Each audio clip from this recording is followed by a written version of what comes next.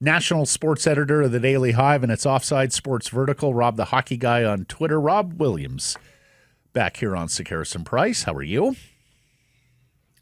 Doing great, guys. I've mended my broken Blue Jays heart, I think. Oh, I talked to a lot of people that You know, had tough Sundays. you know what though, guys? I'm a Blue Jays bandwagoner, I'll admit. Like, they're my team, but like I fade in and out of interest. So, like many people in Canada jumped on the bandwagon. The nice thing about when you're a bandwagon fan is you get over the losses pretty quick. Yeah, you do. Do you know what I mean? Like 2011 took me years to get over. Right. I'm going to be okay by Thursday, I think. But you know what's funny here, Rob, is I very much feel like this 2025 Blue Jays team is this fan base's 94 Canucks moment. The near miss with a team that will be beloved and lionized for decades to come, especially if there's no World Series championship. Well, you know what? They reminded me of this because did you see in Toronto, there's a push from some fans, I don't know how large it is, to have a parade for the Jays, even though they lost Game 7. And Canucks fans will remember the 94 team had a rally at BC Place, Really? kind of like a championship rally. Yeah, check it out. There's video out there of the rally that they held, and there were like, I don't know how many people there were. There must have been like 20,000 people, 30,000 people, something like that. They came out to cheer on the 94 Canucks. And I think it's, the thing they have in common is they were the underdogs, right? Going in, and it was an unexpected run. Where I think people thought the Yankees were going to beat the Blue Jays in the first round, and they definitely thought the Dodgers were going to win in the World Series. So, yeah, kind of some parallels there, but yeah, I wasn't old enough to find it embarrassing in 94, but this would be really There were parades in 94 and 2011. Wow. They were just a little bit violent. That's all. They were disorganized and violent. Yeah. 99 Leafs held a parade losing in the conference final to the Sabres. They did. Wow. Do you think how big do you think a Whitecaps parade would be if the Whitecaps won MLS Cup? Well, I've seen the video of the soccer bowl, the 79 soccer bowl. And that there is precedent awesome. to show up. Yeah. Yeah. I really think that the Whitecaps are capturing the imagination of the city here, I think now, right? Like, this is a sold out crowd. I went on Ticketmaster just before I came on to see how many tickets are left. There's no more tickets that you can buy that aren't resale. I'm looking to confirm with the Caps on, because I know they've been adding seats in the upper bowl that they've been making available. Yeah. Whether it's sold out now or sells out later, like, this is going to sell out. I could not believe how many tickets they sold on day one. Day one, the tickets went on sale 10 a.m. Sunday. By Sunday afternoon, you could not buy a ticket in the lower bowl, and the tickets in the upper bowl by Monday were flying off the shelves as well. I think last report I saw was from Har was over 42,000. Yeah. But yeah, how great is that? I mean, I think this is like kind of the thing we've been waiting for with the Whitecaps, is to have a playoff run, have a moment where they can really get the city behind them. And boy, oh boy, would it be great if they could capitalize on this and come up with a huge win in the playoffs at home. I do wonder how many of these tickets have been sold to Korean Canadians who are there to support the great superstar Sonny. It's possible. And I hope they see fit to cheer on their man and cheer on the Caps at the same time. I can remember covering basketball in the Olympics, China versus the United States, and the roars for Kobe when he did something were massive. They were cheering for Kobe. They were cheering for their team. Well, we've already seen it with Messi, right? Like, a lot of people were there to see Messi. Fair. But when those Whitecaps goals went in, the lid popped off. So. Yeah. Rob, you fired an interesting poll this week on X about what the Vancouver sports fan would rather see here this season. Tell us about that. Yeah, I was just sort of curious. Would you rather see the Whitecaps win the MLS Cup, because they sure are a contender to win it, right? Like, they're one of the powerhouse teams in MLS this season. BC Lions are on an absolute tear. They could, 2 wins away from the Grey Cup here, so they could easily win their first Grey Cup since 2011. Or the Vancouver Canucks make the playoffs. They're on the outside looking in.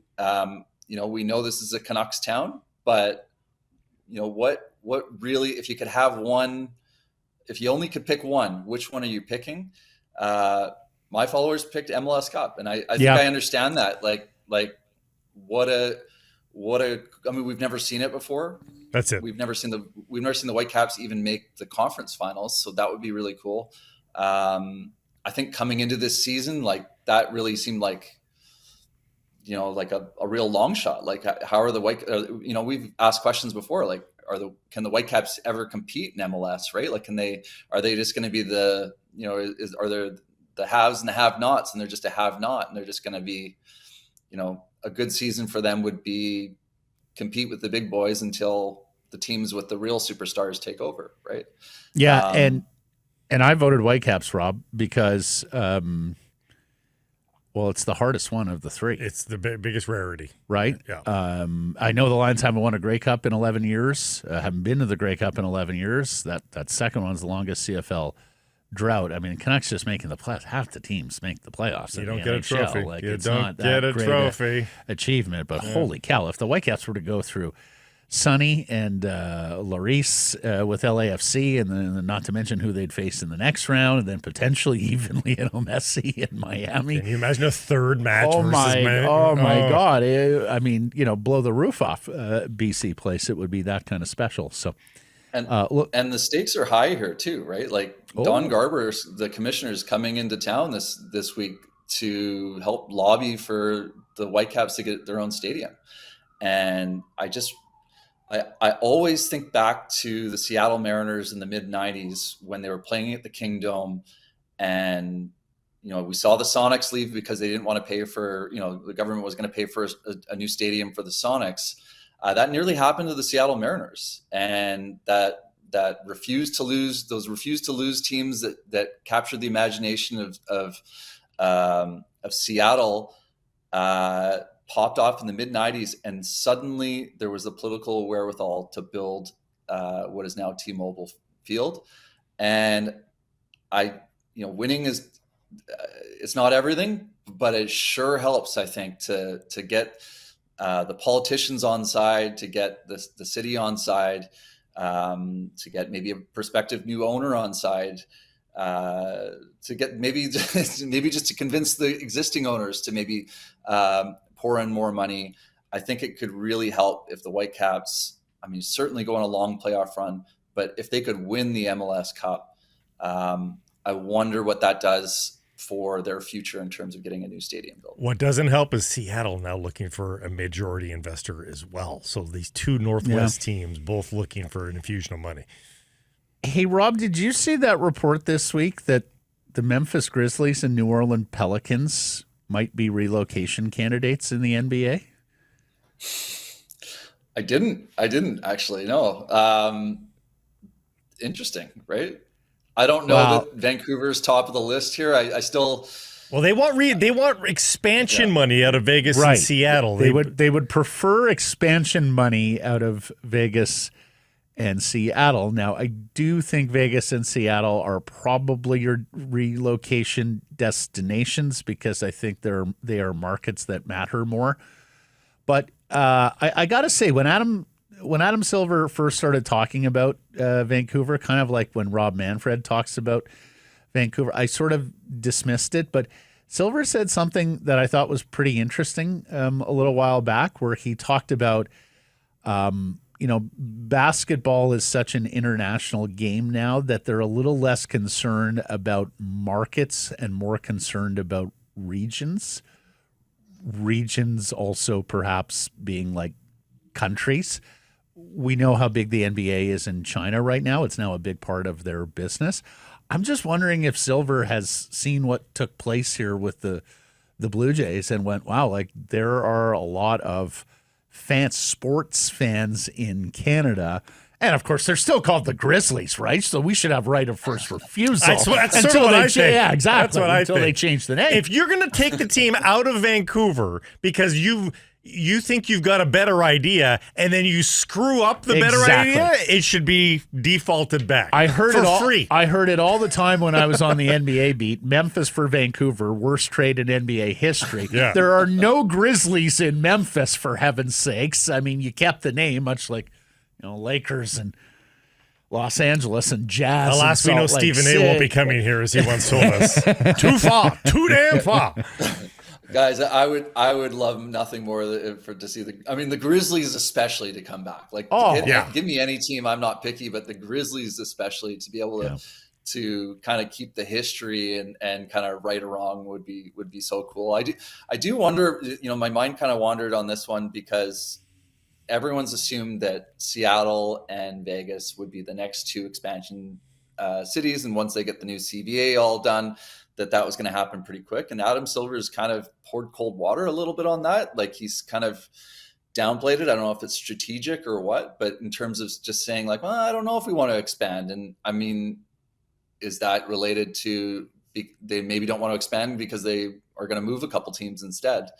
But the minute Seattle and Vegas get teams, that kind of puts, like Vancouver's not that far off on candidates after those two teams or after those two cities. So I do wonder about that. It's funny. I was having a bit of an argument with some friends of mine, talking more about like Vancouver is an MLB city, but NBA, this would qualify for NBA as well. I think whenever you bring up like, okay, could Vancouver support another team? I think there's a lot of people in the city that go, no, we couldn't. And it's almost like this inferiority complex that we maybe have, because you look at, I don't know, I just find myself looking at other cities.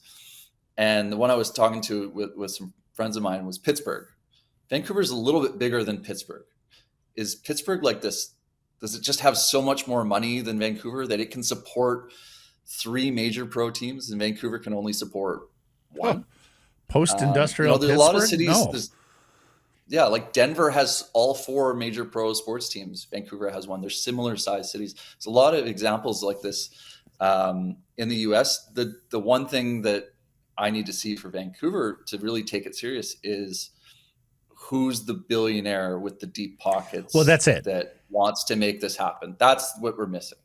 So a few things there. First, the billionaire that wants to pay rent. So right? You could. I think there are a couple billionaires too, but they don't want to pay rent. Well, the Canucks are looking for an investor too, Blake. Manfred talks about Vancouver a lot, but his latest comments on Blair and Barker, I think, were telling. I think he knows basically baseball already has Vancouver. It comes in the form of Blue Jays fandom or Mariners fandom.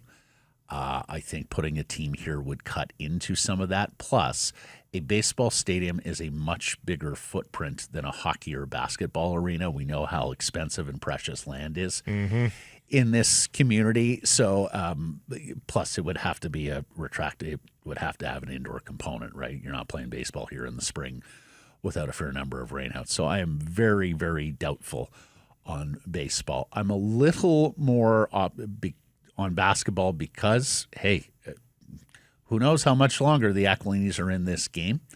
And would you have a rich enough guy who would be interested in not only buying the Canucks, where you do already have a facility, right? Like, you're not in the stadium construction business there. It's not like you need to lobby anyone for public monies to build something. And then you bring in the NBA team to book even more dates at the facility. I think we're a long way from there, but I do wonder going forward because, the one thing is you talk about wealth, Rob, there are not many communities in North America that have the sort of wealth that this community has. We lack in terms of head offices and corporate sponsorships, and I think Don Garber will talk a lot about that actually while he's here in Vancouver, because sponsorships have been more difficult, at least sponsorships at that really high-end spend level has been more difficult because there's just not enough head offices here in Vancouver. But, long-term, I think there's a narrow hope to the NBA coming back. But here's the other thing, guys. This is buying on the low end here. The NBA is suffering a huge downturn in viewership.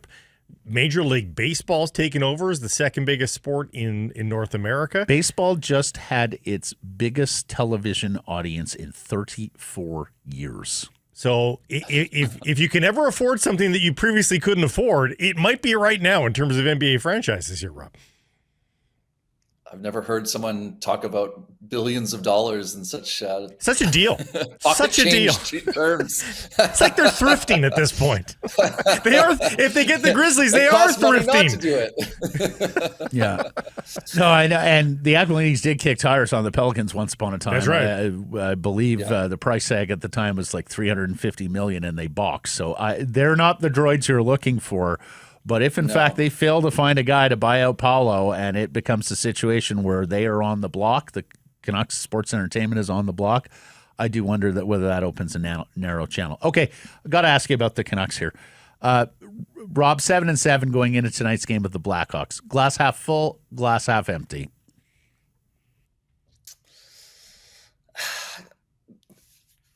I glass half empty, I think. I'm just not that excited about this team. I think that, like, when you look, they've had injuries, so I think we have to, that's the caveat in all of this. Let's see them at full health. Elias Pettersson's been a little bit better. We're not seeing the magic from him, though. He doesn't have the killer instinct when he has the puck. He oftentimes, he made the play on the OT goal to Besser, and what a good play. And he's being a good two-way player for them, and he's being a playmaker. I want to see him have more of that killer instinct with the puck. I want to see him be the goal scorer and not rely on others and not just defer. I'm seeing too much of that still. And for this team to go far, particularly with Hedl out long term, we need to see Pettersson be a star, not a good player, not their third leading scorer. He needs to lead the way. So we need to see more from Pettersson. Hughes hasn't been his usual self, like his unbelievably high standard. I do believe that that's going to come back. So I think that that's something that you can hang your hat on, is that, okay, they're doing this right now, having missed Hughes for some games. And when he's been in the lineup, he hasn't been at, full level Quinn Hughes. So you can say that. But yeah, there's just a few things missing for me. I think Evander Kane has had an underwhelming start to his tenure with the Canucks as well. You've got Thatcher Demko playing at the top of his game, so there's that. But yeah, I'm sort of checking off the things off the list of the things that we were saying. Okay, this needs to go right. This needs to go right. This needs to go right. We're some of the things have gone right, but clearly up the middle at center ice, it hasn't gone. It hasn't been best case scenario thus far. Lastly, Rob, our Redwoods golf course poll question today: will Connor Bedard come home one day and be a Vancouver Canuck? Save us, Connor Bedard. We need you. That would be great. Maybe. Okay, I'm not. Yes. Maybe he's not an option. Canucks, there we go. He was a huge Canucks fan. Like, not just like one of these guys that was kind of a Canucks fan. Like, we've seen in interviews, before he was drafted, like, it's quite obvious that he was a Canucks super fan. My only hesitation is that we just see superstars so rarely move in the NHL. They just seem to want to sign that big long-term contract. They so rarely make it to free agency. So he'd have to buck the trend in order to do that. But yeah, if he ever gets the chance, if he ever decides to leave as a free agent, I think Vancouver would be at the top of his list. Superstars don't leave teams right now, but just wait till Connor McDavid abandons Edmonton in a couple of years. That'll open the floodgates. Exodus. That will open the floodgates, Rob Williams. You think he'll make it in vogue, maybe? Absolutely. Yes. Great stuff, Rob. Fun conversation this week. Appreciate the time. Until next week. Thank you.